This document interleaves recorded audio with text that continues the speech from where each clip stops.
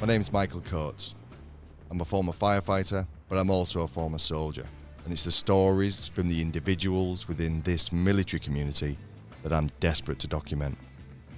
Born in Canada, our next guest became a medic in the Royal Marines. We speak about stand-up comedy, the bet that made him join up, Hollywood, and the IED strike that changed his life forever. From Ballet to the battlefields of Afghanistan, episode 36, Cassidy Little, this is Declassified.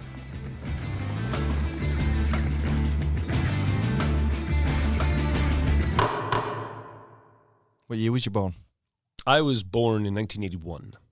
Whereabouts? Because that is an accent. It is. I was born in Ottawa, Ontario, but don't tell anybody, it's a secret. And then early childhood, because you know, when I think about early childhood, I think about my dad was military, and so he would have been a kind of a captain going into a major kind of in that area in the Air Force, Canadian Air Force. And so I moved around. I mean, I was born in Ottawa. I went to the States. I went back to Ottawa. My sister was born. I went to Alberta, and then I moved to Germany, and I spent 3 years in Germany. And then there, my parents split. I was about 8 or 9. I start picking up kind of where my life really begins, which is in Newfoundland. Mm. And because I don't really know anything about Newfoundland. It's weird because nobody knows anything about Newfoundland. But what I am going to say is that, and this is, they have coined this, okay, it is the best kept secret in Canada. It is one of these fantastic, magical places where there wasn't a lot to do except make your own fun, do some fishing, play some music, and drink some booze. And that has developed into a very kind of, I don't know, like a port town. St. John's, Newfoundland, 150,000 strong, maybe 200,000 strong. It's a port town, and so at one point in time, it held the world record for most bars per square foot. It's a magical. It's like the Bourbon Street of Canada, is George Street. Right. It's an amazing spot. And then, but childhood there. So, was you estranged from your dad, or? Well, no. I mean, they did the best what they could. He stayed in the military, so he moved out to different parts of Canada and continued to climb the rank structure. My mother kind of raised myself and my daughter, and myself and my sister, her daughter, obviously. This is getting like Oedipus complex, weird. But yeah, and we lived in a little house on a little street, and we saw my dad as often as we could, and he was as involved as he could be considering where he was living. I went to all kinds of weird religious schools and, French immersion schools and all kinds of nifty stuff. Mm. Yeah. It was a strange town to be a kid in, but it's a safe town and it's a fun town. And it was, I wouldn't say that we all left our doors unlocked, but we pretty much left our doors unlocked. When did you because you moved back in with your dad for a little while? Oh yeah.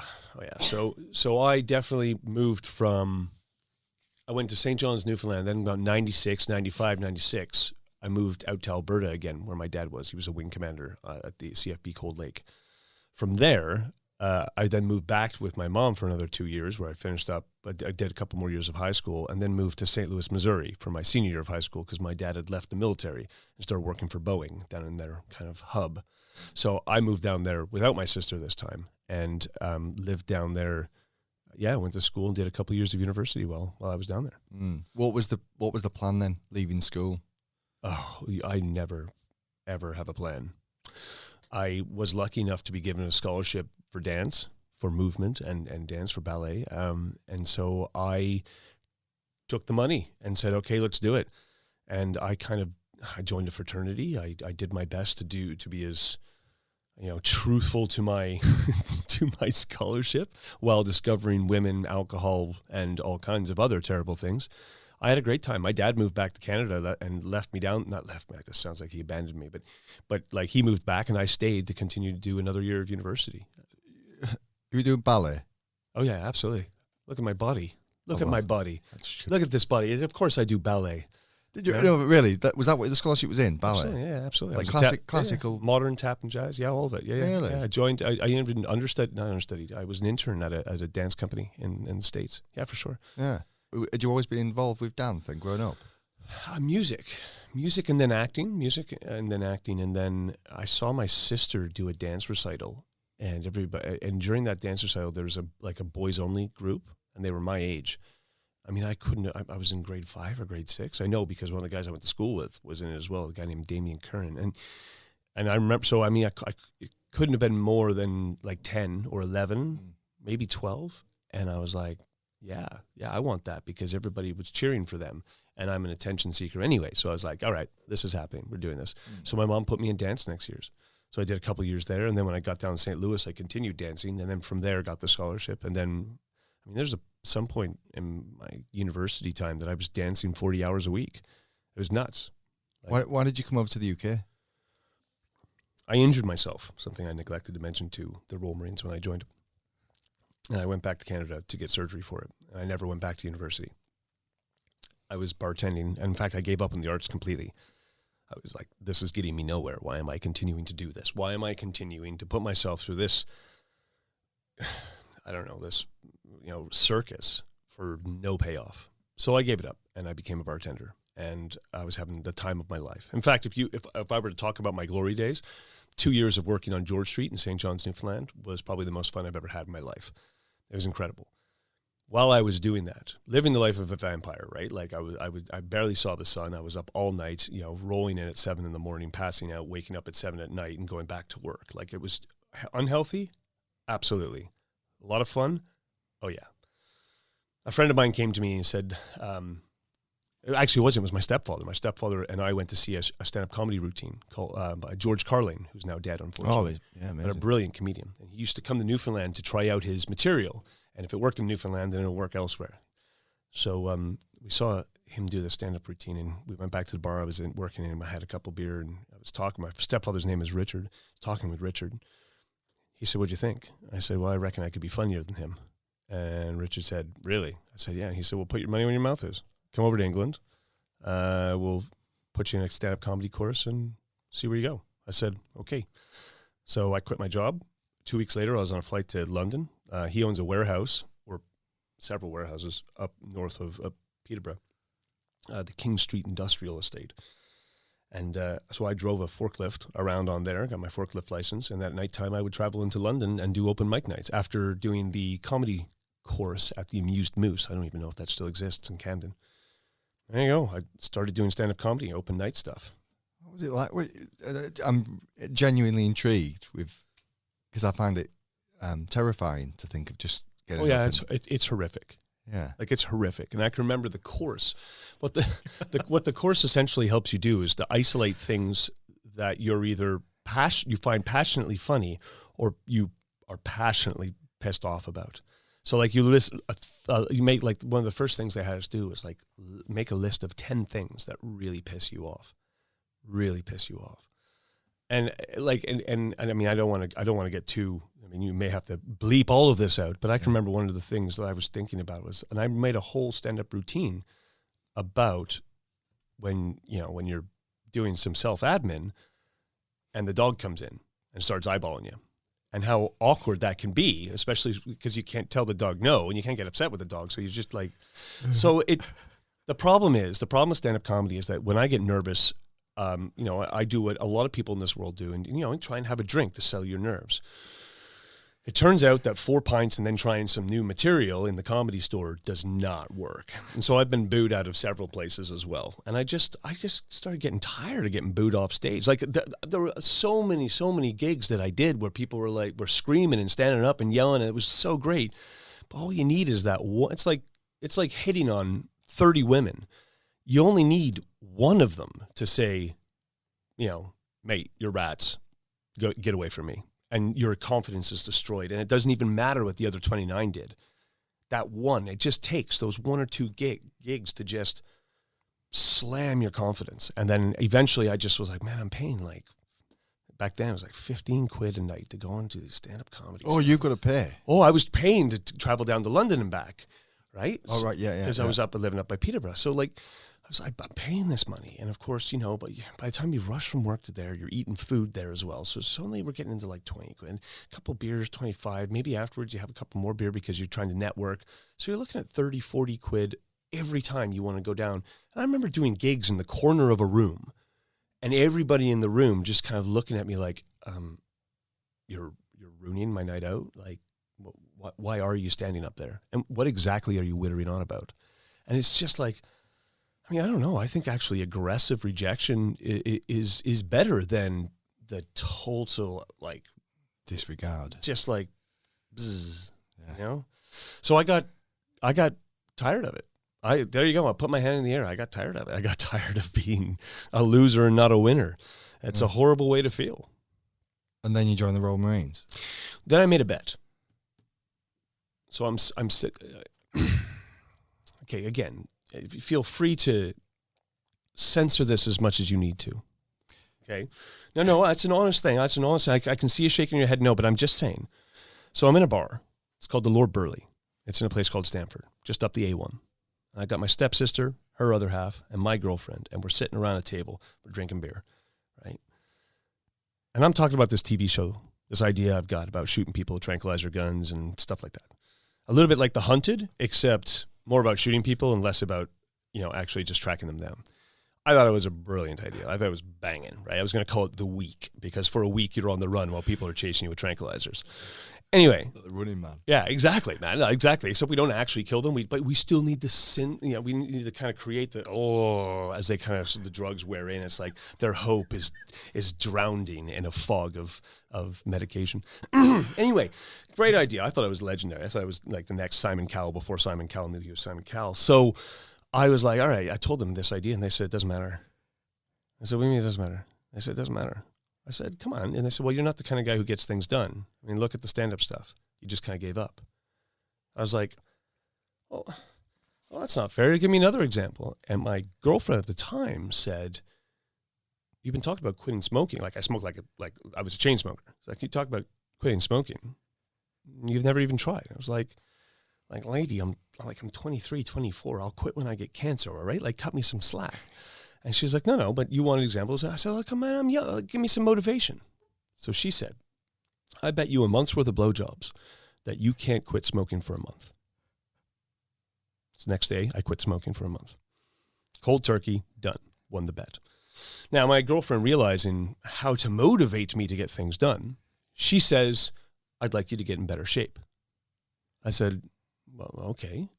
And she said, well, let's make a bet so that, I think I'd be more sexually attracted to you if you're in better shape. I said, okay, well, there's certain things that I'd like to try as well that you seem to be saying no about, so why don't we make a trade? And she says, okay, let's give it a go. So I looked at joining the Army preliminary, just kind of join up a little bit, and then once they say, hey, well, let's go to basic training, and quitting, because you got to do push-ups and sit-ups and pull-ups and stuff like that. So I was like, okay, I'm gonna trick myself into getting into shape, and then I'm going to win. A friend of mine, RAF engineer, said to me, a guy named Paul Horsfall, said to me, mate, you're just perpetuating the cycle. You're joining something and then quitting something. You're literally proving them right. I said, what you need to do is set yourself up to fail. Okay, you pick the hardest one available to a civilian. And I would say no more than 2 weeks into the process, they're going to look at you and say, look, mate, we're looking for Rottweilers and you're a bit of a Labrador Retriever. So I was like, okay, so who's the hardest one? He said, the current advertising slogan for the Royal Marine Commandos is 99.99% need not apply. Hardest, longest basic training in the world. So next day I went in and signed up. Oh, fucking hell. I've never... Right. Although I've never heard anyone sign up to join the military in quite that fashion. No. It's definitely, I've heard that before. That's a unique, I think, path to the recruiting office. Yeah. And do you know that campaign, that 99.9% was a real bomb for the Royal Marines? Totally, because 99.99 just didn't bother applying. Yeah. They totally scuppered themselves. Yeah. It's a shame, though, because in my case, it was an absolute, like, if I'd read it and been like, yeah, Royal Marines, it's a state of mind, you may have it. That's not really motivating me to try and win the bet. But 99.99% need not apply. Yep, those are the guys who are definitely not going to take me because I'm a ballet dancer and not, eating people's, cornflakes out of their skulls, right? Like, so there. Did you have right to work then? I'm assuming, yeah. Or could you join? Can you join the Royal Marines? Could you join the military from Canada? Well, that's a whole different story. I was on a working holiday visa, and I think there was a couple mistakes made. But if I'm honest, yeah, you can join if you're Commonwealth. Did you settle in well? I don't know. All the way through the process of getting ready to go to basic training and then getting into basic training, then going through basic training, I very much felt, everybody kept telling me, just be the gray man, just be the gray man, all right? Just be the big gray man. You meld into the background, they're not going to pick on you. It's like, I cannot be the gray man. I have never been the gray man in my entire life. I can barely shut up long enough to do a recce patrol, right? I am not the gray man. What I am is really good for morale, but I'm definitely not a gray man. So when I realized early on, like I can remember several stages of the process, people saying to me, "Are you sure you want to do this?" And me going, "Yeah, sure, why not?" Right? And them kind of going, "All right." And as I promised myself, as long as I didn't give up, that was the key. If they send me home, that's all right. That's all right. But if I give up, then that's unacceptable. And so that's what I aimed for, was just like, no matter how hard it was, no matter how slow I was, no matter how many times I threw up, just don't ring the bell, for lack of to make a Navy SEAL reference. Like, don't ring the bell. Just, all you got to do is not ring the bell. How hard could it be to not ring the bell? Did you go straight through? Yeah, 32 weeks. So was you on the, excuse me, was you in the same? I was in the originals, yeah. I was in original, yeah. We started with 55 and ended with 13 or something like that. Originals, yeah. Where did you go after that? I volunteered immediately. I was lucky enough to come out with a diamond, which is ridiculous because there are so many better qualified people in my recruitment class. What's a diamond? Sorry. Well, it shows that you're able to handle more responsibility as a recruit, and potential promotion, earlier promotion, stuff like that. It's a potential thing. There are 2 awards. There's the King's Badgeman Award, and then there's a Commando Award. The King's Badgeman, is you get to wear the King's Badge for the rest of your career to say that you're the top recruit in your recruitment class. The Commando Award is somebody who epitomizes the commando spirit. And the people who are eligible for King's Badgemans all have badges, diamonds, have diamonds. And so I'm very proud of the diamond that I got, but I know that there could have been anybody in that class, because they were all becoming Royal Marine Commandos. They all deserve to have it. It's just because I think I was very loud that I got one. In fact, I spoke to my recruiting corporals years later, and they were like, "Oh yeah, we only gave you that because you were good for morale." Yeah, definitely. Well, there's a lot of cogs that I needed in a watch. And did you go to 4-2 straight away? Hell yeah. Yeah, I went straight. They said, "Where do you want to go?" I said, "Who's going to Afghanistan first?" They said, "Those guys deploy in about 3 months." I said, "Send me there." There's no point in spending all this time learning how to bake cakes to never step into a kitchen. So I figured, let's go and get the experience, and I'll try and find my feet. So that was Herrick 5, yeah. 2006. What was the tour like? It was a mix. We went in the Sangin and we hit them hard when we went in to relieve the paras. We hit back real hard. And so we forced them into a ceasefire for 2 months. There's nothing worse in the world for a Royal Marine Commando than a ceasefire, because you've spent all this time training to be a steely-eyed dealer of death, and then you're told that you have to resist the urge to pull the trigger on people that were pulling the trigger 3 days ago. Like, it's just a really, but again, you're trained in this kind of stuff. You're trained in resisting the urge to pull the trigger, if such a thing. So it was a hard one. It was hard first couple months. Then we did some QRF stuff, and that's when I decided I wanted to be a medic. I mean, I knew I wanted to be. I like the balance, and I like the responsibility. I like the idea that if you're going to take life, then you should be able to save life. Those 2 extremes should go hand in hand. And so we were on a QRF flight, and I remember all of us looking all Gucci, right? We got our elbow pads and our knee pads, and we got we got the PRRs hanging down, and we all, we're got the goggles on, and we're not carrying day sacks, and we're not like weighed down like Oompa Loompas. Like, we're looking like soldiers of fortune, right? We're looking like something you could make a TV show about us. That's how badass we were looking, right? And that Chinook comes sweeping to the side, and dust everywhere, back opens. We're like, yeah, and you can't hear anything on the PRR, so it's down to hand signals and kicks as you're running past and peeling through. And this is awesome. Everybody gets back on there. You got your Oakley gloves on and stuff, and you're like, yeah, fist bump here, fist bump there.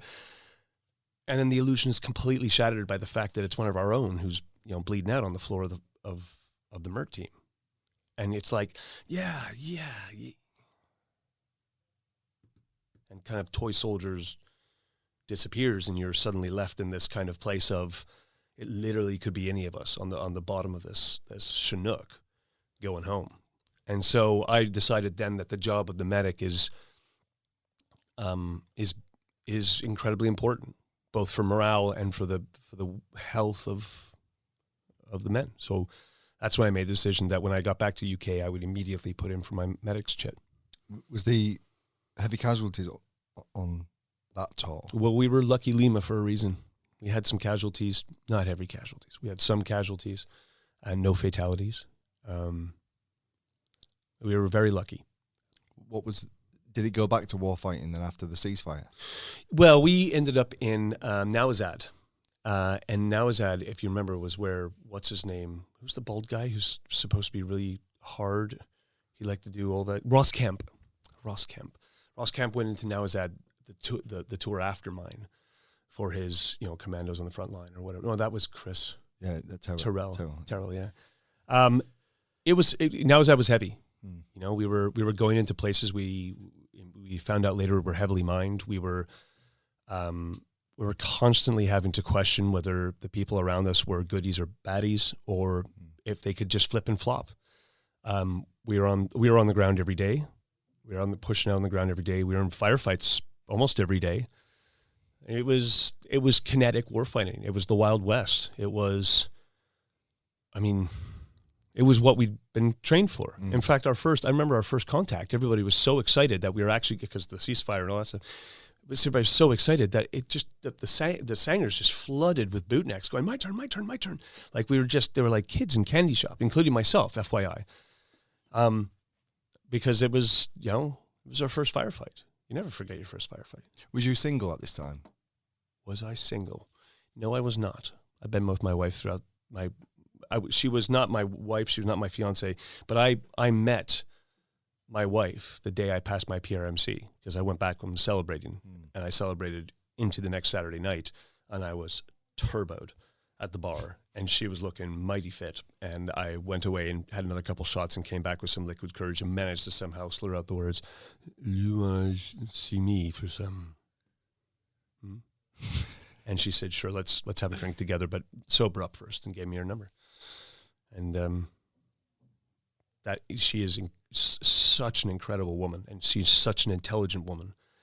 And I have no idea why she's forgiven me of so much so far. Yeah. She's just a great partner. When you when you came back off Herrick, that first Herrick, lots of different training in Norway, and you're out in France and US and you're stuff. Stepping into the ultimate tour of boredom, right? Because you're like, you've come back from war, you've done 2 months of pottle, where you've essentially managed to filter 15,000 pounds through your liver. Then you come back, and we marched through London, heroes, it was amazing. Back to Fort 2, and then it's back to, all right, guys, fizz in the morning and paint and ammo tins in the evening. It's like, okay, what are we doing tomorrow? Well, we're going to go out and do a night nav. Why? Well, because we can. And, playing enemy for command courses, and then did a Norway. Yeah. I got promoted. We did a Norway. And then I pretty much had enough of that. And I was like, I want to do this medic stuff. So I went and worked in a recruiting office for, 8 weeks in Cambridge, which is cool. Because I'm not going to lie to you, cutting around Cambridge in, military rig with a green lid on is just awesome.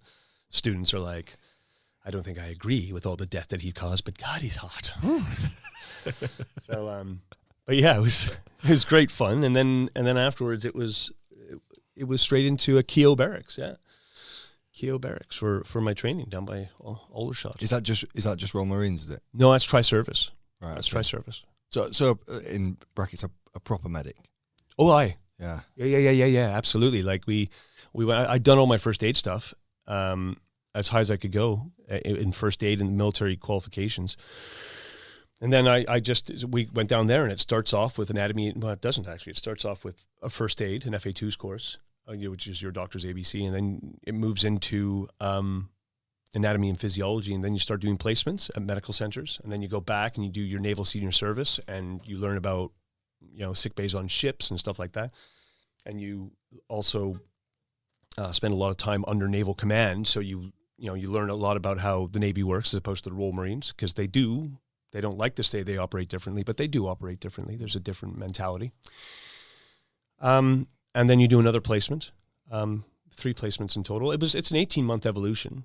Oh, really? Oh, yeah. It's not. Is it proper? It's like a paramedic. You get posted, then you. You're a medic. You're like, once I was posted into the med center, and I was doing fresh cases every day, and I was vaccinating people, and I was hearing tests and eye tests, and like a proper, not just a guy who carries a Band-Aid on the ground, but like a guy who carries a Band-Aid and some ibuprofen. I'm glad he laughed at that, because I was really worried that you weren't, because maybe you've been out a little bit too long to realize that's pretty much all we do. Yeah. Sore knee, is it, mate? Well, here's some Brufen and a Band-Aid, mate. You'll be all right. Right? Some Cocoa. Hey, here's a chip, mate. No running this morning, mate. Go back to bed. Pre-deployment training for 2011, Herrick 14. Yeah, we you know what? I even to this day, I have an unbelievable amount of respect for my commanding officer. One of his ideas that came down the chain was like, if everybody's a medic, then surely we can save more men. Now, at the time, that was a little bit like, what do you mean everybody? Like everybody? Like, it takes 3 days to push a person through a first aid course. And like 600 guys? So we got started on it. They also wanted us, long story short, I spent a lot of time prepping my company, which was going to be Juliet Company, prepping them with vaccinations, hearing tests, eye tests, all of the stuff that's required, and then first aid. And it took a lot of time. It took a lot of effort, and I'm very proud to say that I did the absolute best that I could, and the proof was in the pudding. But we spent all that time. That sick bay was run off its feet. We getting ready for that. Just training. Of course, you're also going to be on the ground yourself, so you got to do your own training. So you got to. So as the SOPs change for, I remember when it was like 5s and 20s, right? It wasn't 5s and. Let me give you a better example. I remember when the standard operating procedure, like if you go firm, take a knee and go firm. And then it changed to when you go firm, make sure you're always moving. So you're hard targeting even when you're not. And then it became actually when you go firm and do your 5s and 20s. And so as those things change, if you're not clued up on that stuff, then you're behind the other guys on the ground. So you got to be soldier, you got to be trainer, and you got to be medic. And I want to make something very clear. I am not complaining. This is not me whinging about my job, because actually I loved all of it at that point in time. I loved being a bootneck. I loved being a medic, and I loved being a teacher and a mentor in a very low-level medical capacity. I mean, these tours were absolutely brutal for the blokes on the ground. Yeah. And, medics, the medical advance, the leaps, that not just the British military, but the civilian medical services. Well, Bastion was the leading hospital in the world at that time. Yeah, I mean, just amazing. You then deployed. Yep, deployed on Herrick 14. I remember the guys saying, doesn't matter where they put us as long as we're not where Cassidy is, because at the end of the day, if Cassidy, the only Royal Marine Commando medic in the company, is at our place, that means we're in the most dangerous part of the AO. So whatever, and I can remember guys like JJ coming off the back of the thing going, oh, hi, everybody. Hey, Cassidy. It's like, oh, yeah, we're right out there, guys. We're in the bad zone now. So, and yeah, we went in there. It was actually a fairly slow 2 months for us, for Omar. It was a honking routine in the summertime. They had this, they had this area they called the gut, because it was just honking. Explain. Well, we had one kind of tower area that looked out over everything. And then we had one Sanger position that covered some arcs that we didn't have. And in the dead of heat, it literally felt like a kick to the gut. And it felt like you were living inside someone's gut. Like it was really, really, really just hot and sweaty and demoralizing. And then you kind of go up in the tower, and at least you get a little breeze. JJ and I spent a lot of time in the hospital later talking about how we missed being in Omar, We had a little galley area, and we got all of our family and friends to send out, like, you know, one month it was like send out as much Mexican stuff as you can get away with. And we had a Mexican feast with whatever we could find with the 10-man ration packs and jars of salsa that had somehow managed to get out there and not smashed. And, you know, like, it was just, we think about, though, it's amazing how you erase the bad times when you think back to that. And you're like, want to be back with the guys, want to be back with the guys, want to be back with the guys. Can we take you to the Incident. ID? Yeah. Yeah, of course. So we'd gone on a strike op. So we wanted to, and that is to say that we were outside of our usual routine, jumped on the back of some Chinooks, went back to Bastion, bombed up, jumped on the back of this thing. Lima Company were going to Lloyd Mander, and we were going to a place called Toki to provide a distraction for them to bring the enemy to us. We went in loud, like that is not normally how Royal Marines go anywhere unless they're on Union Street. Right? We went in loud. We got into this compound. We made ourselves at home, and we were under fire constantly. Well, not constantly, but at least every day. We were under fire. It was exciting. And then we started to take some casualties. What small arms are? Well, our first few casualties were actually, unfortunately, the small arms. They realized we were behind such a big wall that their small arms weren't doing anything. They were disadvantaged, so they started using UGLs and dropping grenades over the wall. And one of the grenades landed in the D&B tent, which is really unfortunate. Like, you've just gone down in Afghanistan with diarrhea and vomiting, so you're not feeling tip top. And then, boom, a grenade lands in there. Now, the good news is, and I joke now about it, the good news is that nobody was seriously hurt. But there was some shrapnel injuries and stuff, and it took a while for us to kind of lug some of these guys out of there who were essentially evacuating fluids through every known hole in their body, and then having to drag them out into the field and throw them on the back of a Pedro team and say, well, mate, this is best for you. Just trust me. All for a little cut, right? Like, it was good times. And I know that a couple guys were shot as well, but I wasn't on the ground with them. Anyway, our boss decided that's it. Time to be Royal Marines again. Instead of just sitting here like fish in a barrel, we're going to go out and find them and kill them. So I was like, all right, let's do this. This is what our training's for. Let's do this. And we went out a few times and kind of hunting them down, doing the best that we can. And one day we had patrolled to a compound, and we were stood by a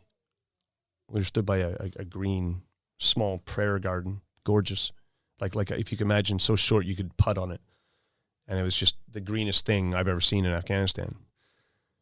And we were eating biscuits, and we asked the son if he would lead us across to the next compound, because we were kind of boxing around. Can you lead us a safe way across the fields? And he said yes. So we followed him, and we got over there, and he freaked out. He just flipped out and legged it. And so everybody knew something was wrong. So all the Valens came out, all the metal detectors came out. Everybody was looking around. We found a room that had some supplies that looked like they'd been used to make a bomb. We were like, this is bad news bears. And then somebody stepped on low metal content legacy IED. It's low metal content because they'd use as little metal as possible, so we couldn't pick it up. Legacy, they say that it had been dug in there 8 months. So that bomb had been waiting for us for 8 months. And it was big enough that it blew the first guy apart. He died. The boss was the next closest person and had a large part of big injuries to his head, and he didn't survive. The interpreter had taken cardboard out of his body armor because he thought it was too heavy. Not cardboard, his body armor out, and replaced it with cardboard because he thought the body armor was too heavy, and he thought nobody would notice. So he took a phenomenal amount of shrapnel to his thoracic cavity and actually to his abdomen. Chest. Yeah, his chest. Yeah, sorry, his chest and his abdomen and his stomach. And unfortunately, it shredded up his stomach so much that he died of sepsis later in the hospital, which is not a very pleasant way to go because your own shit's pretty much poisoning your body.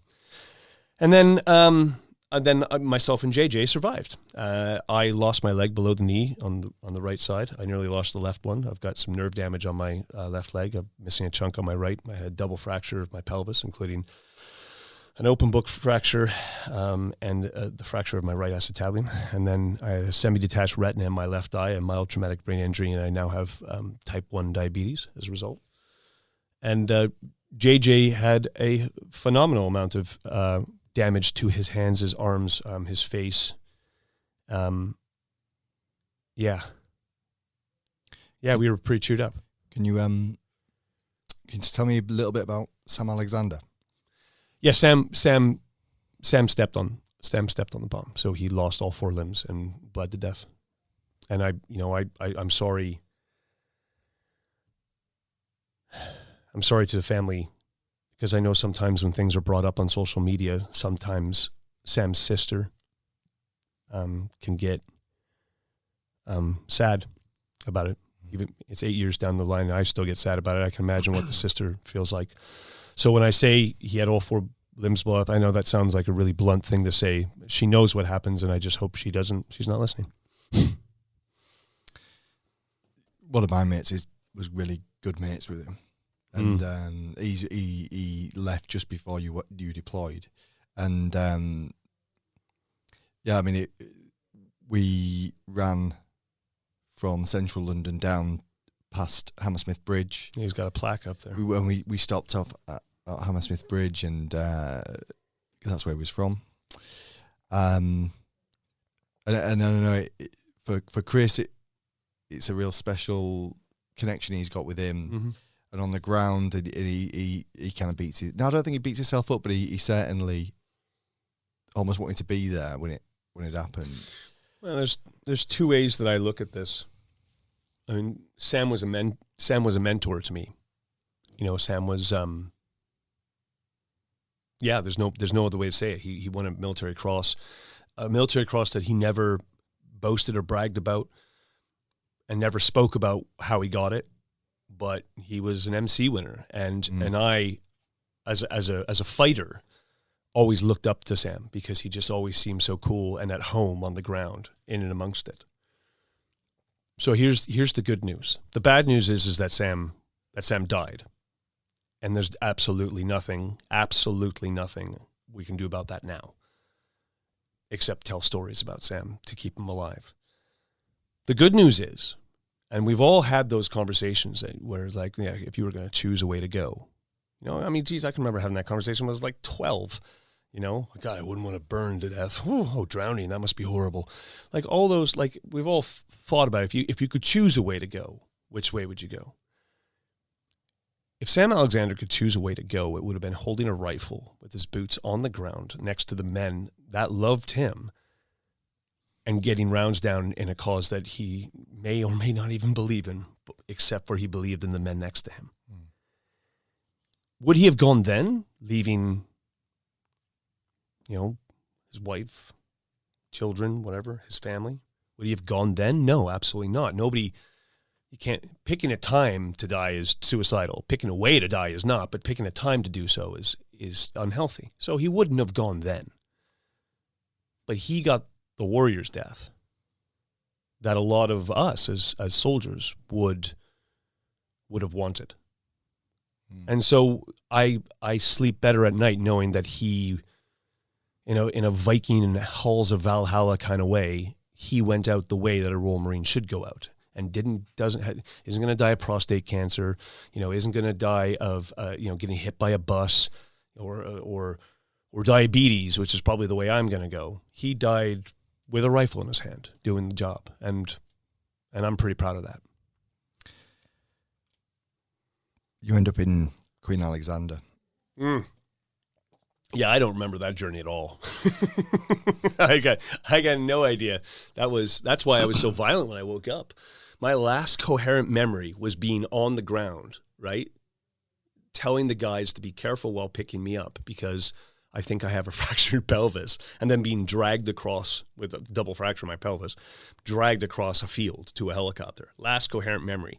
Next memory is I'm in a bed. I'm in a bed, and everything's blue around me. And look, I'm Canadian, okay? Like I am not a racist. I am not a bigot. I am not sexist. Let's all get together and hang out, man. Like, I don't care. But coming from Afghanistan and then being in this kind of blue room where I can't get out, and this nurse comes in and she says, "Hi, you're in Birmingham Queen Elizabeth Hospital." And I say, "No, I'm not." And I took a swing at her. And she was like, whoa, whoa, whoa. Another nurse came in, and so I put him in a headlock and but I was weak. 2 weeks I'd been in a coma. Didn't know this, but so I was weak. And when I realized I couldn't fight my way out, I thought, okay, I've got to escape, So I was like, I looked down and I kept saying to them, why did you take my foot off with a hammer?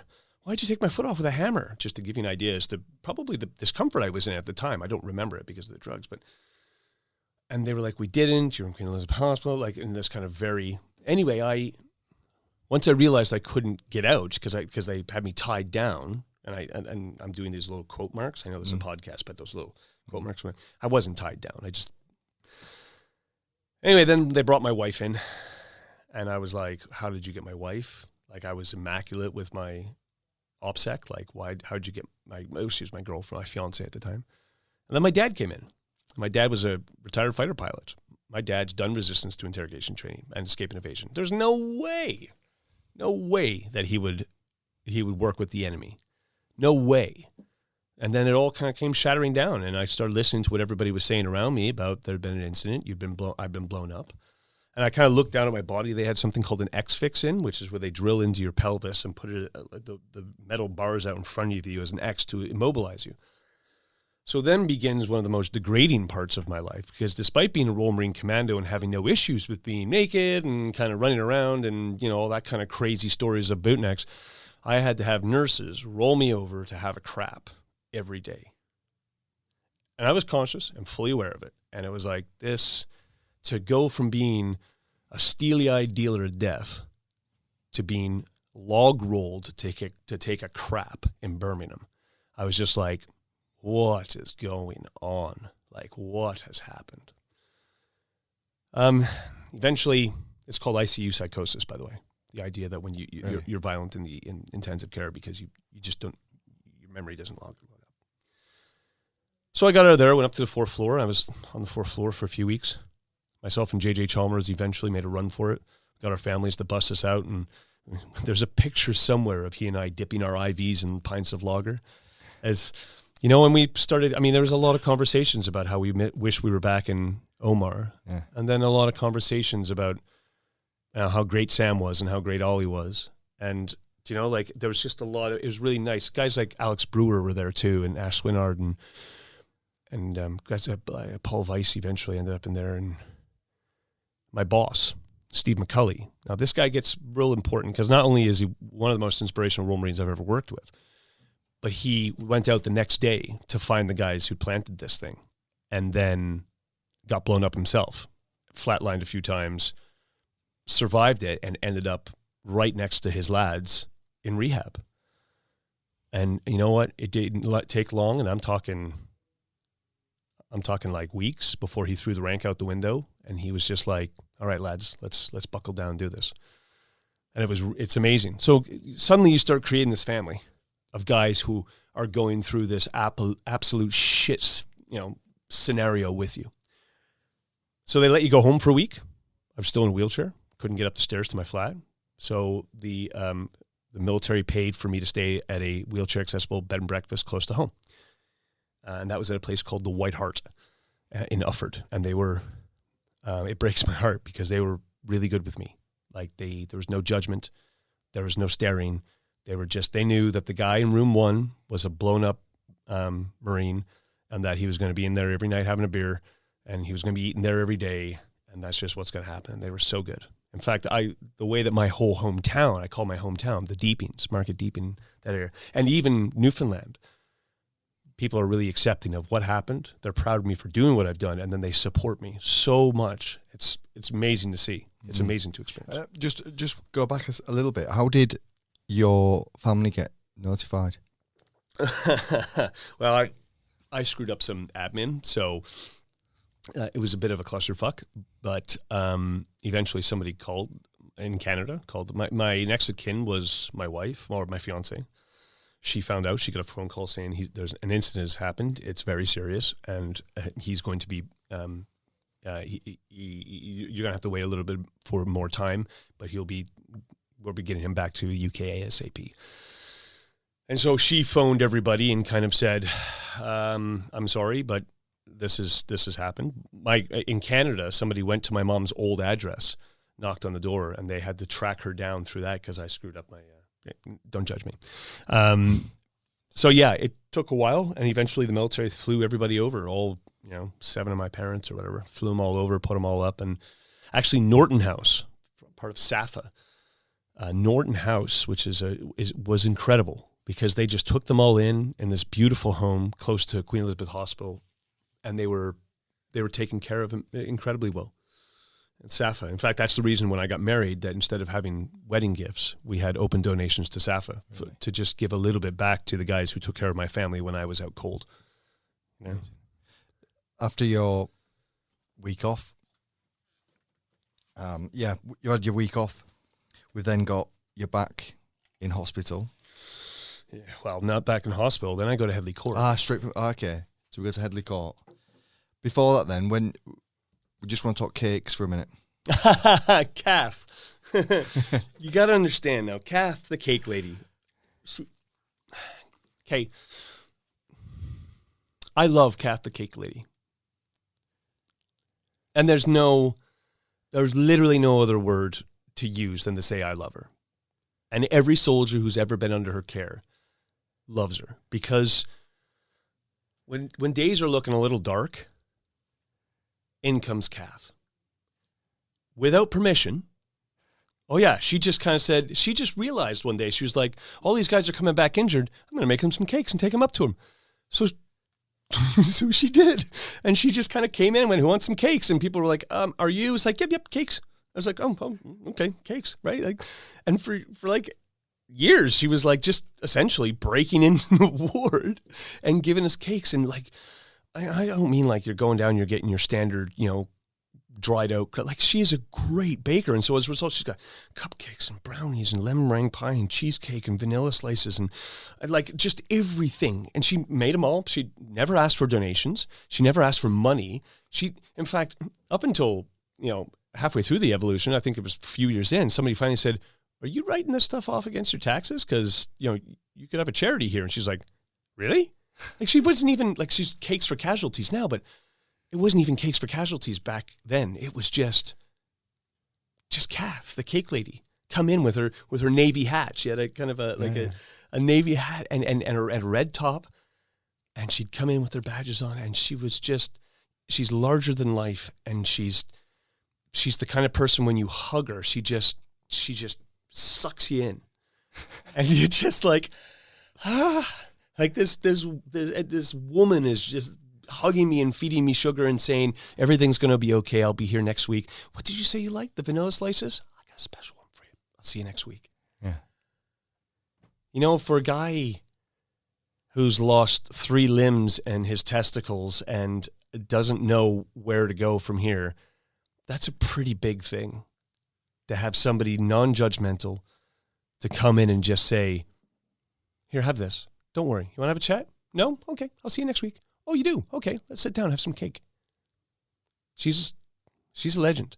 And you know what? In this world of charity, sometimes people forget that charity is charity. Like, especially with guys who have just been ripped apart by the machines of war. The point is that you're giving something, whether that be to say thank you or just to help, but you're giving something of yourself, expecting nothing in return, because somebody's gone off to fight for your way of life. And that's what Kath did. She just gave and gave and gave and gave and gave and gave and gave and didn't expect anything in return. And that is charity. That's charity. Sometimes I think people are starting to lose what charity really is. Headley Court came. Headley Court. Family reunion at the House of Broken Dreams. House of Broken Dreams, because nobody walks into the recruiting office and says, hey, I'd really like to end up at Headley Court with one leg at the end of my career, please. And I'd like that to be at least 25 years before I actually want to leave the military. Right? Like, nobody does that. And family reunion, because I get to see Steve McCulley, Alex Bruver, Alex Swinard, Paul Weiss, the boys, JJ. We get to see the boys again. And that's the family reunion. That's the guys, so that, you're still, geez, some of us were so weak. I could barely do press-ups anyway, but some of us were so weak, we're having to learn to we're learning to walk again, for Christ's sakes. Yet for some reason we were still laughing and carrying on and goofing. And then in the evenings, pounding back a few pints and waking up a little hungover and dragging your ass to fizz. Like that's the bootneck lifestyle. We were just doing it in a rehabilitation environment. And it became, it just became not so bad. Yeah, it became not so bad. Not as catastrophic as we were led to believe.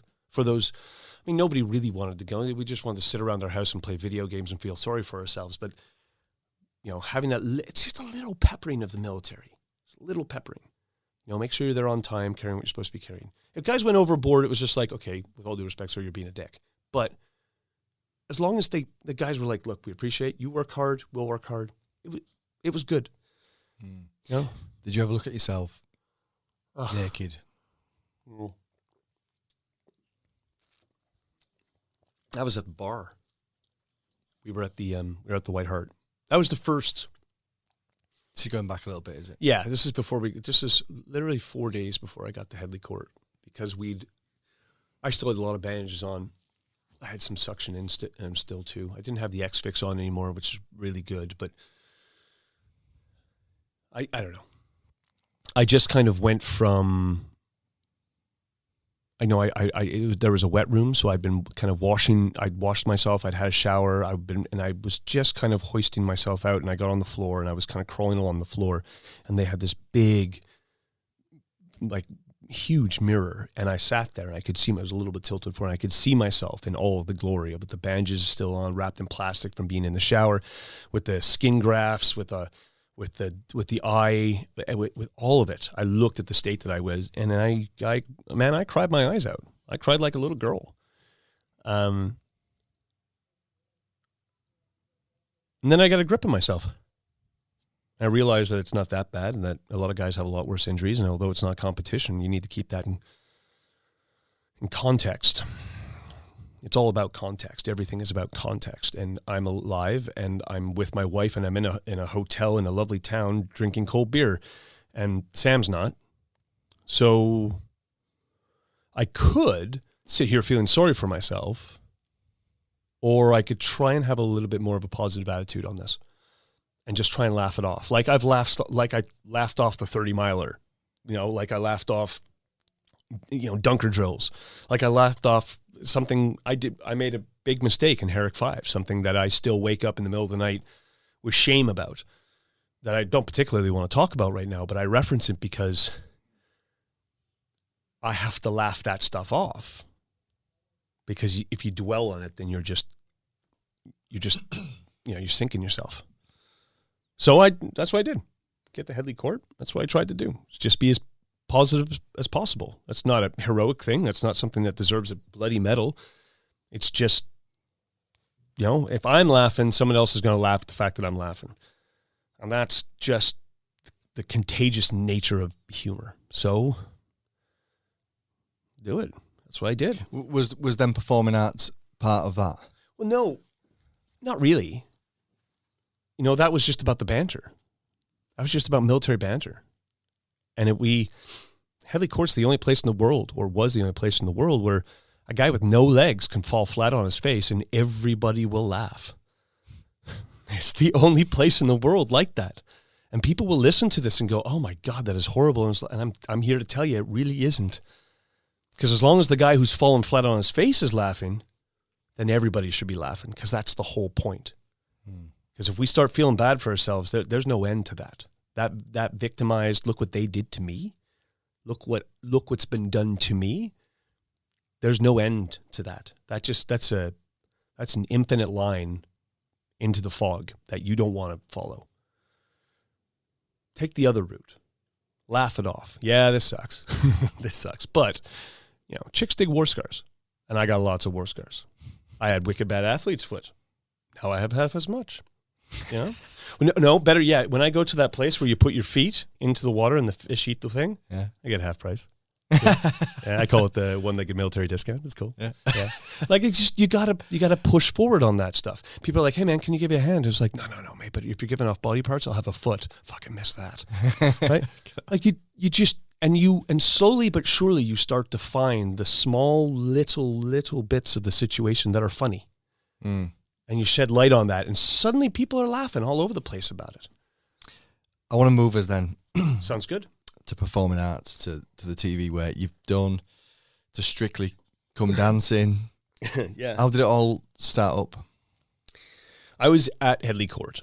I was up in the communal room. Actually, I was down on a four-man bay, and somebody came into the room and said, hey, man, you used to do that stand-up comedy shit, right? I was like, yeah. He was like, well, some writer and some director in the common room, they're looking at doing a theater project. I said, what? It's like, are you sure? You don't mean like, we're all going to go out and do like one-legged shot put or something, right? It's like, no, you're talking about community theater. I was like, man, Amdram. I love Amdram. I grew up on Amdram. I love Amdram. Let's do this. So out I go, and I meet a guy named Stephen Rain, director, RSC, and I meet a guy named Owen Shears, a Welsh poet. And they want to take soldiers' stories and then put them on stage with the same soldiers and make this theater piece for family and friends. Well, I said, look, I have a bit of performing arts history. I got nothing else on my table except recovery. I could really do with something. So if you want me, you can have me. Now you have to excuse me, I'm going to a strip club. And I did. Anyway, I got a phone call about a week later, and they was like, look, we're thinking about having you in. I was like, well, that's great. What can I do to help? I was like, well, come down. Chris Terrell's going to bring a camera, and you talk to us on tape, and we'll see what. So a lot of the stuff you and I have shared today, I shared with them, except some of the more funny stories, some of the more blue, crazy stories of my time in the military. Anyway, about a month later, they called me up and said, okay, we're going to give you the lead. I said, what do you mean? And I said, well, you're the only guy with military experience and acting experience. Everybody else is either an actor or a soldier. You're the bridge, so we're going to give it to you. I said, okay, I'm not going to tell anybody. I won't tell anybody. You don't tell anybody. We didn't tell anybody. A month later, they said, okay, next month we're going to get together and start doing this, but we don't have a script. And, when we said it was going to be community theater, I was like, yeah. I was like, well, we're going to do it at the Royal Theatre Haymarket. I was like, well, how big is that? And they were like, well, it's about 900. I was like, wow, in the West End. I was like, yeah. It's like, okay. A month later, we started rehearsals and we started sharing, and you start to notice what it feels like to share stories with people who have similar stories. You also start to pick apart other people's stories, and you listen to other people's stories and kind of go, something about that doesn't make sense. And, we become this kind of microcosm of this social dynamic, like a company of men. On January 22nd, 2012, we performed in front of a full house, The Two Worlds of Charlie F. I played Charlie F. And we did 2 shows, and we got 2 standing ovations. Like 2. I had some more surgery after that. Took some more of my leg off because it had gone manky. And then Amanda Faber got involved. It's a pretty important name to remember, Amanda Faber, because she's been with me a long time. She's been with me since this point. She's brought on board to try and turn the tour into something more. Now, actually, we'd done this small tour beforehand, very small, 4 different places around the country. Which performance was this? This was Charlie F., The Two Worlds of Charlie F. So we'd done a small tour, and they brought in a commercial producer and Amanda Faber. And because of the 2 of them and the hard work of everybody else, we then went on to do another, by the time we finished, we'd done 125 shows, all of them standing ovations. And I was in Manchester. I remember this very clearly. I was in Manchester in one of the dressing rooms backstage. And I thought to myself, what am I going to do? The show's coming to an end. I've spent all of my rehab focused on being an actor and not, trying to get a degree in, tree surgery, right? I've spent all of my time trying to be an actor, so I may as well keep going. And I remember thinking, okay, whose job do I really want? Like, if I could pick any job in the world, this is what my dad said. My dad said, find something you love to do and then find a way to make money doing it. Not many people have an opportunity to hit the restart button on their career. Okay, fair one, mate. You can't go around the desert shooting stuff anymore, but you can do whatever you want. Just make sure you love it and then find a way to make money doing it. I said, yes, sir. I want Jonathan Ross's job. Right? You sit there and you talk to celebrities. And not just any celebrities, but like The best celebrity. Like, I don't want Graham Norton's job because he's really good. Jonathan Ross is really good too. Jonathan, I know you're going to listen to this. You're going to get all grumpy with me, and I'm really, really sorry. But like, I just want that kind of David Letterman, Jimmy Fallon. Every night he sits in front of a live audience and has fun, interviews amazing people, listens to great music, and at the end of it, he goes, "You know what, world? I love you too." So I was like, that's what I want. I don't want to be Tom Cruise. I want to be Jimmy Fallon, Jimmy Kimmel, one of those guys. Conan O'Brien. So I said the first thing I need to do is get some experience in broadcasting. And the only people I think that are going to hire me is British Forces Television British Forces Broadcasting Service and Forces Television. And so I went in there and I said, I'm not a bad looking guy.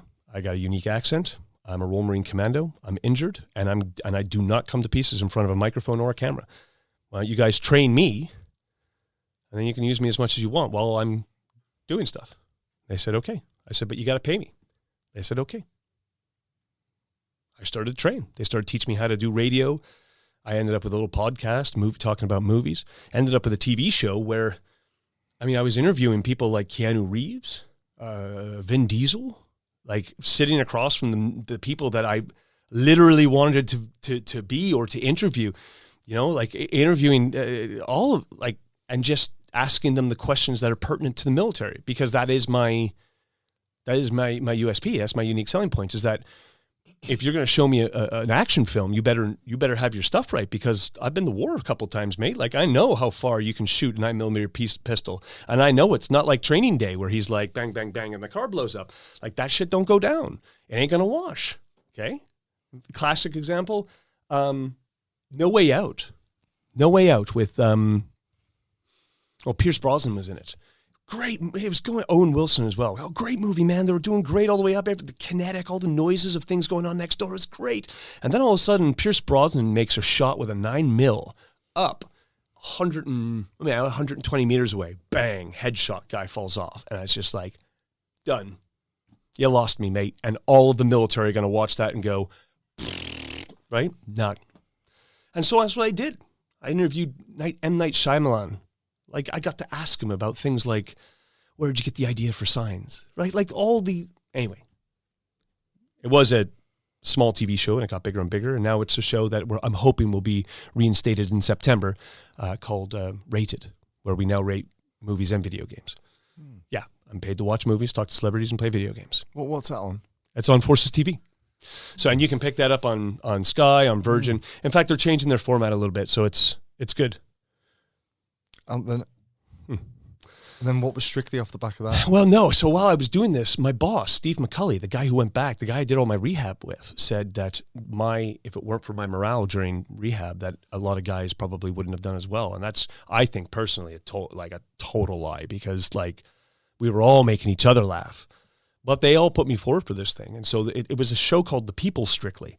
And so what that meant was, for the first time and the only time, I'll add, they've taken people worthy. Again, I'm doing that quotes thing with my fingers. Worthy enough to be there. Like Trishna, she's raised so much money for MS and has MS herself. Anna, she's got two sons who are on the spectrum, and she's opened an entire school for autism. Only one, right? Like Phil down in Cornwall, he's got a theater school project, volunteer thing for kids, like an after school project. It's incredible. So I was up again, and I'm just a bootneck, mate. I'm just a bootneck. We trained. I was paired with Natalie Lowe. We went to Madrid together, watched some dancing. Came back. I realized that what I needed was a running blade. Put a running blade on, went out there, smashed out a Paso Doble in front of 5 million people, and got 410s. Yeah. What? Right? Like, yeah, got 410s, and then the next week, the public voted. It was a public vote. So the public voted on it, and the one-legged Royal Marine Commando won it. Right? So because I'd won that, they were very generous, and they let me do the Christmas special as well. And so I did a jive. I'm like, who gives a one-legged guy a jive? I mean, that's just not fair. Yeah. Right? There's a lot of bouncing. To slow you down. There's a lot of bouncing. Anyway, yeah, we did that as well. Look, I know we're creeping past the happy time. Mate, there's no happy time. And Soldier On. Soldier On is Amanda Faber. Amanda Faber never stops. She just never, ever stops. and she's got this thing now called the Soldiers Arts Academy. It's a gateway. It is an environment where soldiers can meet artists and carry on through, where artists can meet soldiers and carry on through. And it's about mixing the experiences and seeing what we come up with. And one of the flagship for this right now is Soldier On, written and directed by Johnny Guy Lewis, a very, very talented writer, about the making of a play and the kind of cathartic nature of what happens when people come together and they communicate. It did a rehearsed reading. We got the money, and we did a small tour around the UK. That went well enough, so we ended up on the West End. We did a bunch of time on the West End, and we came off that, and now we're doing, just to kind of warm it through, we did 3 shows or 4 shows in Wells, and we're doing 2 shows in Sheffield. And then we're going to go to Canada, do at least a week, maybe 2 in Canada. Fingers crossed for even further. It's the never-ending, and the good thing is and Amanda keeps telling this to me because I can't be in the Sheffield performances. I filmed my first feature film last year. It comes out in September. I filmed another feature film, which I'm not I've shared the trailer on my social media, which is good, but I haven't agreed to do any press about it, so I don't know. But it's a new Kingsman movie. I know. I literally wrote that on my Mom, seriously? A Kingsman movie. So it's cool. It's big budget. I just couldn't commit. But like Amanda says, the whole point of the Soldiers Arts Academy is to provide a platform. And I've stepped up through, and now I'm filming stuff. Last week I was in Budapest filming stuff with Netflix.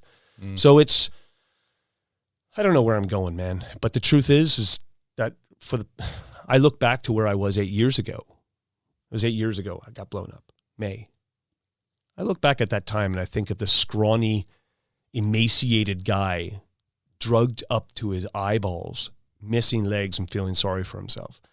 And I compare him to the, slightly overweight, yet, totally positive and still pushing forward guy that I am now. And I thank people like Amanda. And I thank people like Steve. I thank people like Nikki Ness. I didn't mention Nikki, but she's the one who welcomed me into the fold at BFBS. People who support me, and I hope that I support them in kind. Mate, you've gone from a chap who couldn't finish anything to making something really special, and I've thoroughly enjoyed this. Man, this has been brilliant. Thanks for letting me come out here and gob off. Thanks so much. We'll leave it there.